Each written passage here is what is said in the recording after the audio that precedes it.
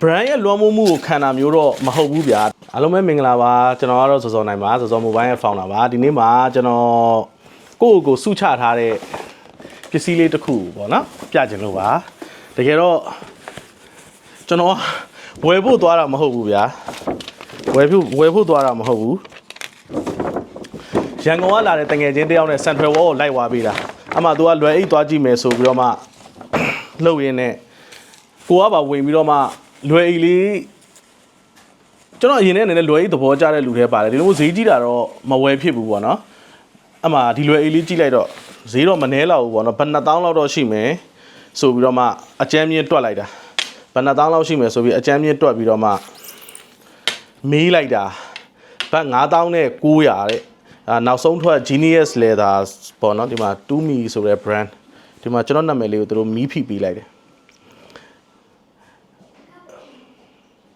အဲ့ဒီဟာလေးပေါ့ဗျာအဲ့ဒီဟာလေးကိုကျွန်တော်မြန်မာငွေ360ကျော်လောက်ကြမှာပေါ့နော်ကျွန်တော်ဝယ်လိုက်ပါတယ်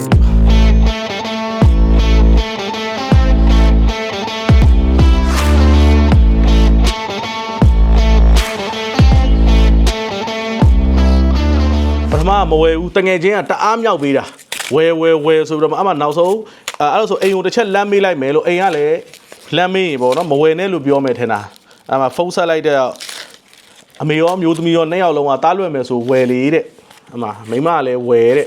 ကိုကညင်းမရတော့ဘူးအဲ့တော့လိုချင်နေတာဆိုတော့ဝယ်ဖြစ်သွားတယ်ပေါ့နော်ဟိုကျွန်တော်က brand ရဲ့လွှမ်းမိုးမှုကိုခံတာမျိုးတော့မဟုတ်ဘူးဗျာဒါပေမဲ့တစ်ခါတလေကြာရင်ဒီဥစ္စာဥပမာ LV တို့ဘာတို့လိုမျိုးကျွန်တော်တို့ brand တစ်ခုကြောင့်ဈေးပေးနေရတာမျိုးမဟုတ်ဘဲနဲ့ဟို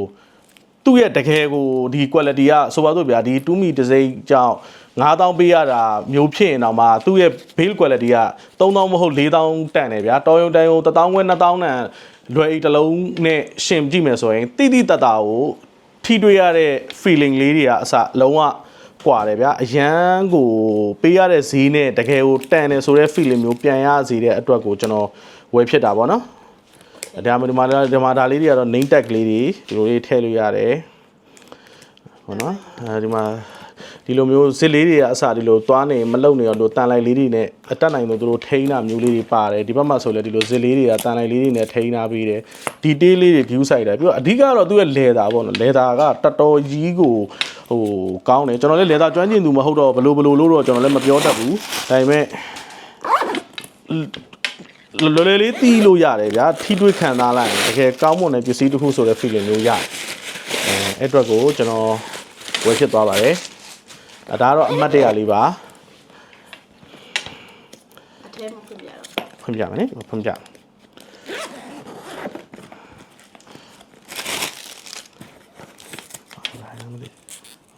ဒါတော့ချိန်တွေပါလေး join ဖို့အတွက်အဲ့ဒီပါတယ်ဒီလိုပါနော်ဟိုတနေရာမှာတော့ဟိုအပြစ်ပြောစရာနည်းနည်းလေးမှမရှိတော့အောင်ဟိုတို့အသေးစိတ်လုံးဝ detail ကို view site ပေးထားတာပေါ့နော်ဒါတော့ laptop ထည့်တဲ့အိတ်ပါ laptop ထည့်တဲ့နေရာဆိုလဲဟိုတော်တော်လေးကိုလေ premium ဆန်တယ်လောက်ထားတာလေးကလေ premium ဆန်တယ်ပြီးသွားရင်ဒါအရှိအိတ်ဒီမှာကျတော့ကျွန်တော်ကဒီလိုအိတ်ကနည်းနည်းဒီအရှိ space ကြီးကကျယ်တဲ့အပေါ်မှာကျွန်တော်ကအချို့ခီးတွေပါတွေသွားရတယ်ဆိုရင်ကင်မရာတွေပါထည့်သွားခြင်းလဲဆိုရင်ဒီမှာကင်မရာတွေပါထည့်လို့ရတယ်ဒါကလည်းကျွန်တော်နည်းနည်းဆွဲဆောင်တာပေါ့နော်ဒါလေးကလည်းကျွန်တော်နည်းနည်းဆွဲဆောင်ပါတယ်ဒါနဲ့ဝယ်ဖြစ်သွားတယ်ပေါ့ဗျာဒါကတော့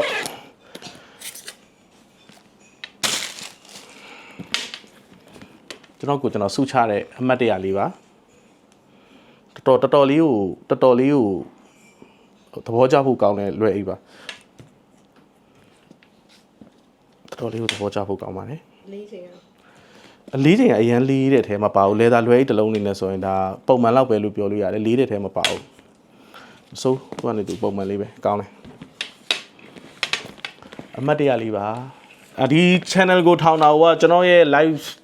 မှာကျွန်တော်ပြောချင်တာလေးတွေကျွန်တော်ရဲ့မိတ်ဆွေတွေနဲ့ကျွန်တော်ဝင်မြချင်တဲ့အတွက်ဒီ channel လေးကိုလုပ်ဖြစ်တာအတွက်ဒီဗီဒီယိုကတော့ဘဟုတုတဗီဒီယိုမျိုးလဲဟုတ်မနေပါဘူးအဲ့တော့ဒါကတော့ကျွန်တော်ရဲ့တငယ်ချင်းတွေနဲ့ကျွန်တော်ဝေမျှတာပါကျွန်တော်ရဲ့ပျော်ရွှင်စရာအခိုက်အတန့်သိရမလားထိုင်းရောက်နေတယ်ဆိုတော့ဗျာတငယ်ချင်းတွေနဲ့လည်းဝေးနေတယ်အားလုံးနဲ့လည်းဝေးနေတော့ဒီ